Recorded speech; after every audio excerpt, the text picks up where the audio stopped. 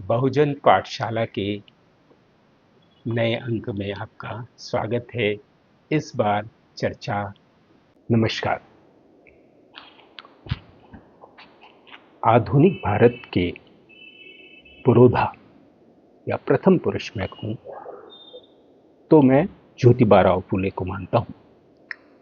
क्यों? क्योंकि जरा मैं उस पृष्ठभूमि को आपके सामने स्पष्ट कर दूं। अभी हम लोग ज्योतिबा फूले की 135वीं जयंती पुण्यतिथि इस वर्ष 28 नवंबर को पड़ेगी। और जब भी मैं ज्योतिबा इतिहास के विद्यार्थी के रूप में ज्योतिबा फूले को जब पढ़ता हूं मैं, तो मुझे सचमुच वो चमत्कृत करते हैं। क्यों? क्योंकि महाराष्ट्र, खासतौर पे पूना, जहां वो रहते थे, जहां जो उनका कार्य क्षेत्र था, वो ब्राह्मणवाद का लगभग 100 सालों तक, पूरे पेशवाई के समय में 1713 से लेके 1818 तक पेशवाई व्यवस्था रही महाराष्ट्र में। और पेशवाओं ने मनुस्मृति के प्रावधानों के अनुरूप सामाजिक संरचना बनाने की कोशिश की और राज्य की पूरी ताकत इस संरचना को बनाने में लगाई। तो उस पूना में पेशवाई खत्म होने के बाद 1827 में, लगभग 9 साल बाद उनका जन्म हुआ। और 20 साल की अवस्था से ही, या और थोड़ा उम्र पहले ही से ही, उन्होंने खुद अपने प्रयासों से पढ़ाई लिखाई की। खुद तो पढ़ाई लिखा, अपनी पत्नी सावित्रीबाई फूले को पढ़ाया। न सिर्फ पढ़ाया बल्कि पढ़ा के उन्हें भारत की प्रथम महिला शिक्षिका बनाया। और उन्हीं और फातिमा शेख और एक सगुणाबाई, इन 3 लोगों के साथ उन्होंने, 3 महिला अध्यापिकाओं के साथ पुणे में पहला शूद्र लड़कियों के लिए, शूद्र और अतिशूद्र वर्गों की लड़कियों के एजुकेशन के लिए पहला बालिका विद्यालय खोला। फिर तो विद्यालयों की श्रृंखला उन्होंने खोलते गए। वो हॉस्टल्स खोले जहां पर बच्चे, शूद्र और अतिशूद्र वर्ग के बच्चों को वो सारी सुविधाएं देने की उन्होंने कोशिश की, जिससे उन शिक्षा के दरवाजे उनके लिए विपरीत परिस्थितियों में भी बंद न हो। तत्कालीन ब्रिटिश सरकार भी अपनी यूरोपीय पृष्ठभूमि के चलते शिक्षा को सबके दरवाजे तक पहुंचाने की इच्छुक थी, या उनका नीतिगत ये निर्णय था। तो उनकी भी मदद मिली और इस तरह से उन्होंने एक बहुत बड़ा काम किया।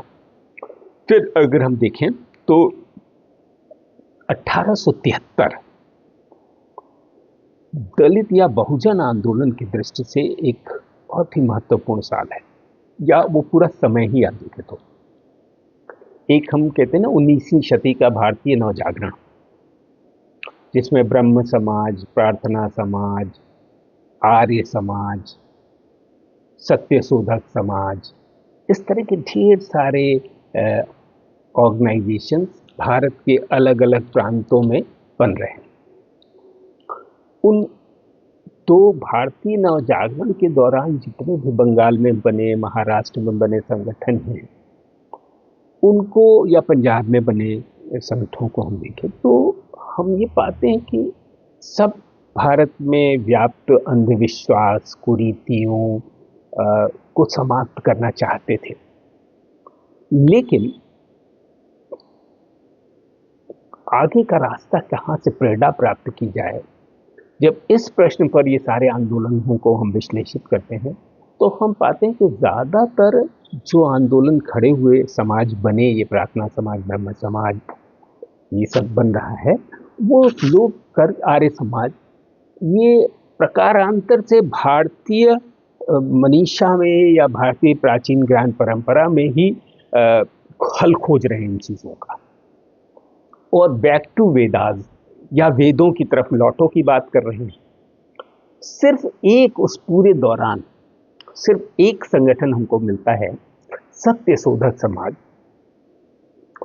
जो सत्य की खोज, जैसा कि उसके नाम से जाहिर है, वो सत्य की खोज को के लिए अपने को समर्पित करता है। और उसका दिमाग साफ है कि प्राचीन भारतीय ज्ञान परंपरा या धार्मिक ग्रंथों के आधार पर कोई आधुनिक समाज नहीं बनाया जा सकता। इसलिए वह सभी तरह का एक समानांतर सांस्कृतिक आंदोलन विकसित करता है। विवाह कैसे कराया जाए, ब्राह्मणों की के बिना विवाह कैसे कराया जाए, सारे मंगल कार्य कैसे कराए जाएं, कैसे मरनी करनी के कार्यक्रम होंगे जिसमें ब्राह्मण लोगों की अनुपस्थिति के बावजूद हो सके, क्योंकि हर जगह ब्राह्मण इन सारे कर्मकांडों के केंद्र में होता था। और वो एक परजीवी किस्म के लोग थे जो श्रमशील लोगों के बहुत मुश्किल से कमाए धन में से को हड़प लेते थे। तो और 1873 में ही एक ज्योतिबा फूले ने अपनी पुस्तक गुलामगिरी प्रकाशित की। इस पुस्तक आप अगर देखें समय इतिहास है तो इस पुस्तक में आज भी जब आप इसको पढ़ते हैं तो कितना, आज हम लोग जब भी धर्म को लेकर कुछ बात कहना चाहते हैं या कोई बहुत तार्किक बात कहना चाहते हैं या इतिहास सम्मत बात कहना चाहते हैं तो भी ये खतरा रहता है कि किसकी भावनाएं आहत हो जाए और किस तरह राज्य का आपके ऊपर प्रतिक्रिया। लेकिन वो आदमी विदेशी शासन है और इसके बावजूद वो जिस तरह का साहस करते हैं और समाज के उस वर्ग से ताल्लुक रखते हैं जिस वर्ग को कोई, जिसके पास बहुत धन संपत्ति नहीं है, बहुत शिक्षा नहीं है, बावजूद वो अपनी शिक्षा अर्जित शिक्षा का पूरा भरपूर इस्तेमाल करते हैं इस वर्ग को न्याय दिलाने में, इस वर्ग को सम्मान दिलाने में, अपने घर के दौरान। और खुद ही ये सब कुछ वो अपनी पत्नी को शिक्षित करके शिक्षिका बना रहे हैं, फिर दूसरों के बच्चों को शिक्षित कर रहे हैं। और इस तरह से अगर हम बिना किसी पूर्वाग्रह के सोचें तो आधुनिक भारत का जन्मदाता या आधुनिक भारत का पहला पुरोधा किसको कहा जाए, तो जाहिर तौर पे हमको लगता है कि इस पद के लिए, पुरोधा शब्द के लिए जो सबसे ईमानदार व्यक्ति होगा इसके लिए शब्द इस्तेमाल किया जाना चाहिए या राष्ट्रपिता का शब्द इस्तेमाल किया जाना चाहिए, वो ज्योतिबा फूले।